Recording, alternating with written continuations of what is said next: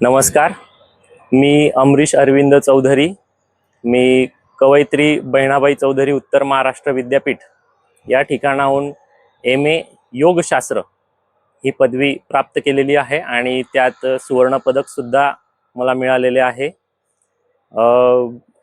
21 जून हा आपण आंतरराष्ट्रीय योग दिन म्हणून साजरा करत असतो.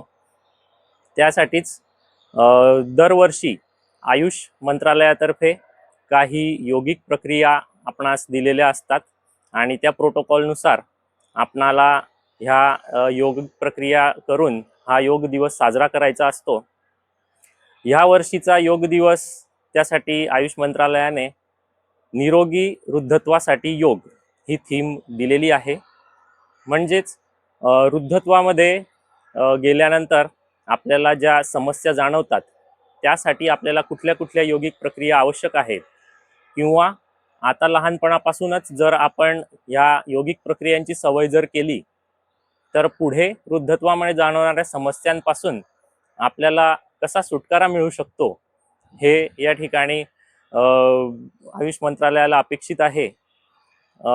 मी 2020-21 जेव्हापासून लॉकडाऊन लागलं होतं तेव्हापासून योगा करायला सुरुवात केली होती आणि हळूहळू त्यामध्ये मला इंटरेस्ट येत गेला.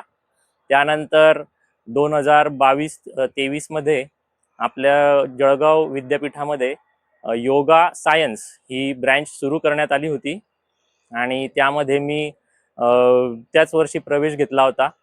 आम्हाला विद्यापीठामध्ये engineer Rajesh Patil sir, Leena Chaudhari madam आणि गीतांजली भंगाळे मॅडम या तज्ज्ञांचं अतिशय अनमोल असं मार्गदर्शन लाभलं आणि योगामध्ये आम्ही उत्तरोत्तर अधिक प्रगती करू शकलो.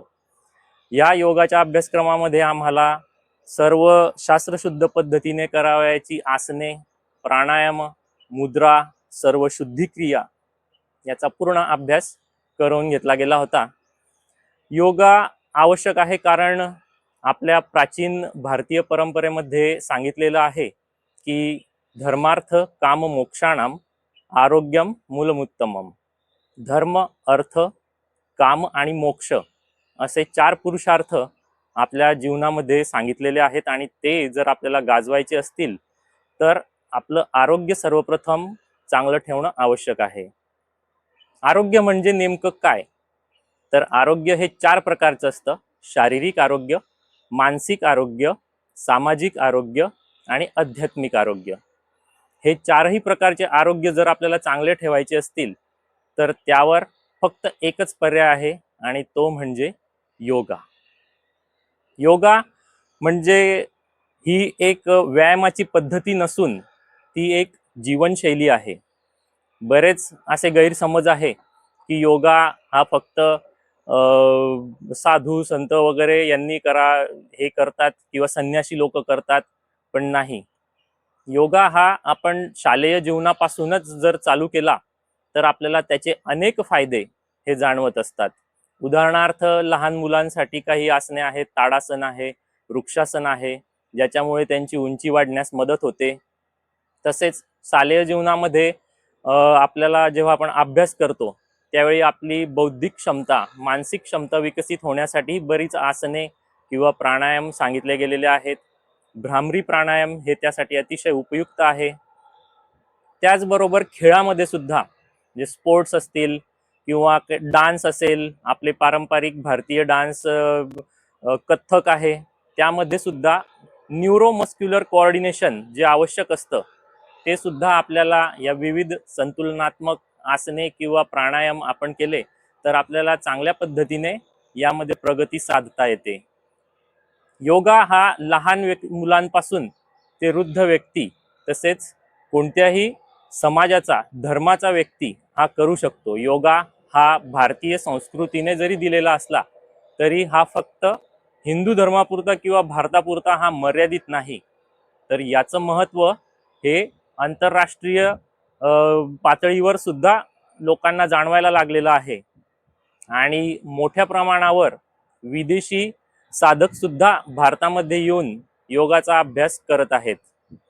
योगा हा आजच्या पिढीसाठी आवश्यक आहे कारण आपण जर आताच योगाची सवय लावली तर यापुढे भारतामध्ये एक सशक्त आणि निरोगी अशी पिढी तयार होण्यास मोठ्या प्रमाणावर मदत होणार आहे. शालेय विद्यार्थ्यांसाठी आणि वृद्धांसाठी सर्वांसाठी अतिशय उपयुक्त असं प्राणायाम भ्रामरी प्राणायाम. यामध्ये आपल्याला दिवसभराचा ताणतणाव हा कमी करण्यासाठी, तसेच कुठलं टेन्शन आलेलं असेल, काही निराशा आलेली असेल तर त्यातून चटकन बाहेर पडण्यासाठी हे प्राणायाम अतिशय उपयुक्त आहे.